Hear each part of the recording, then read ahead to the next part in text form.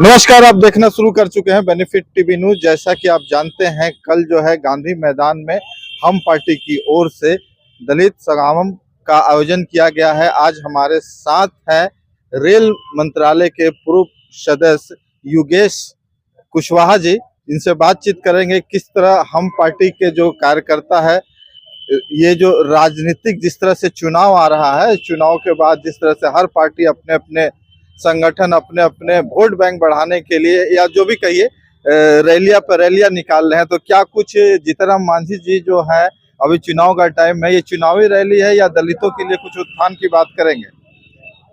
देखिए, जीतनराम मांझी साहब माननीय नरेंद्र मोदी की सरकार में बहुत ही बड़े मंत्री पद पर हैं और जब वे मंत्री पद की शपथ लिए हैं तो दिन रात जो वंचित हैं, दलित हैं, उनको उत्थान के लिए लगे हुए हैं।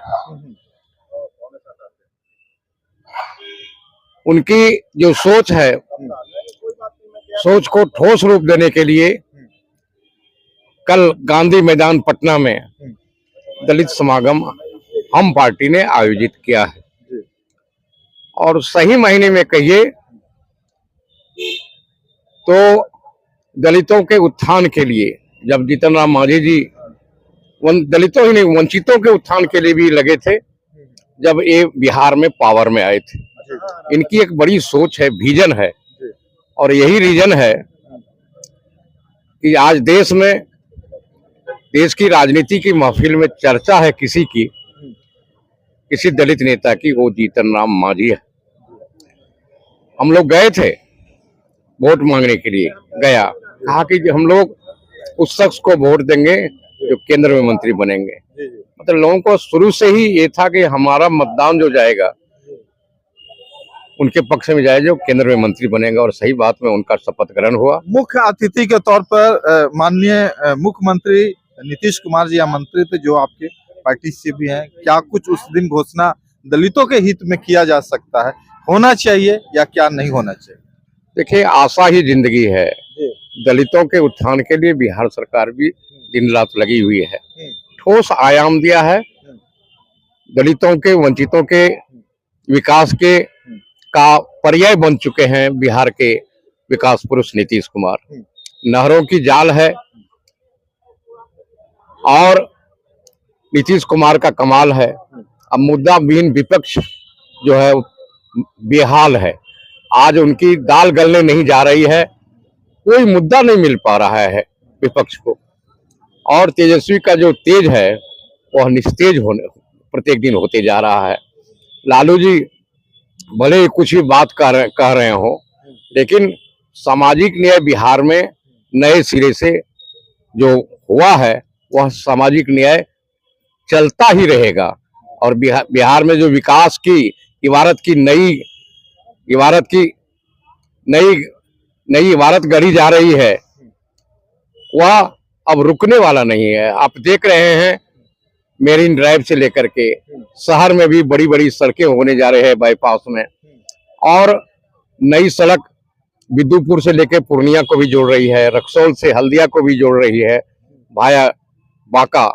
हर क्षेत्र पर बिहार सरकार का ध्यान है, ताकि 3 घंटा से 4 घंटा के अंदर में लोग पटना पहुंच जाए कि देश राज्य के किसी भी कोने से।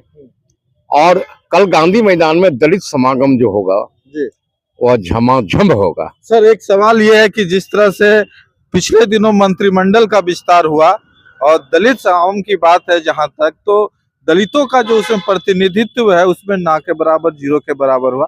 तो क्या आप लगता है कि सिर्फ सामाजिक न्याय का आप ढिंढोरा पीटिएगा कि दलितों के लिए कुछ आपकी पार्टी कुछ करेगी धरातल पे? देखिए, बिहार सरकार की नजर हर समाज पर है जी। विधानसभा के अध्यक्ष नंदकिशोर यादव जी हैं, तो उपाध्यक्ष नरेंद्र नारायण यादव जी हैं। जी। मांझी साहब के सुपुत्र सुमन जी भी बिहार सरकार में माननीय मंत्री हैं। और जो आप कह रहे हैं, और आशा ही जिंदगी है, आदमी को लगे रहना चाहिए, और लगे रहने का ही नतीजा हुआ 2005 से नीतीश कुमार जब आए, जो विकास की रफ्तार को शुरू किए, और आज तो डबल इंजन की सरकार में द्रुत गति से विकास होने जा रहा है। तो नीतीश कुमार जी बराबर कहते रहते हैं कि 33% महिलाओं को नौकरियों में आरक्षण मिले, तो उनकी पार्टी जो है, जो मंत्रिमंडल का विस्तार होता, तो 33% क्यों नहीं मंत्री पद मिलता या टिकट मिलता? ये आप सिर्फ सही बात कर रहे हैं, महिलाओं का प्रतिनिधित्व नहीं हो पाया है। जी लेसी सिंह महिला कोटे से ही हैं जी जी और एक फार्मूला बनाया गया जो दोबारा विधानसभा में आए हों जी उनको शपथ ग्रहण कराया गया है, जी इसीलिए कोई उस तरह की महिलाएं नहीं होंगी। अब बस थोड़े ही दिनों बाद तो फिर तो 20 से 25 में बैठेंगे नीतीश, हाँ। और फिर महिलाएं क्या, वंचित सब लोग फिर से इस बार सरकार में शामिल होंगे। इस बार जो मंत्रिमंडल जो विस्तार हुआ है, कहीं भाजपा को खुश करने के लिए नीतीश कुमार जी दांव तो नहीं खेल दिए? देखिए, भाजपा जिसको कोई नहीं पूछता है, जी। भारतीय जनता पार्टी उसको पूछता है। जी मंडल भी है, हाँ। कुशवाहा भी है, पटेल भी है। इस मोदी जी के रेल में हर समाज के लोग, सवर्ण भी हैं, वैश्य समाज के लोग ही, मोतीलाल प्रसाद जी जो हैं वैश्य समाज के और पुराने नेता हैं और मोदी जी के दीवाने हैं, समाज के दीवाने हैं। उनके मोतीलाल प्रसाद जी के बनने से बड़ी खुशी हुई है। जीवेश मिश्रा को मिला है दोबारा, वे भी वंचितों को, दलितों को देते हैं सहारा। सर, लास्ट सवाल, 2025 में भी क्या नीतीश कुमार का जलवा बरकरार रहेगा?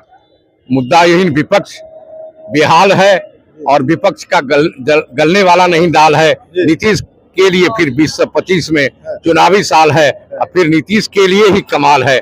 नीतीश की बेसब्री से कर रहे हैं लोग इंतजार। गर्म है एनडीए का बाजार, विपक्ष का हो जाएगा बंटाधार। जी, बहुत बहुत धन्यवाद दिए थे कुशवाहा जी। इन्होंने साफ शब्दों में कहा कि नीतीश कुमार का जलवा बरकरार है और फिर 2025 में ही नीतीश कुमार जी की सरकार बनेगी। बहुत बहुत धन्यवाद सभी साथियों को हमसे जुड़ने के लिए।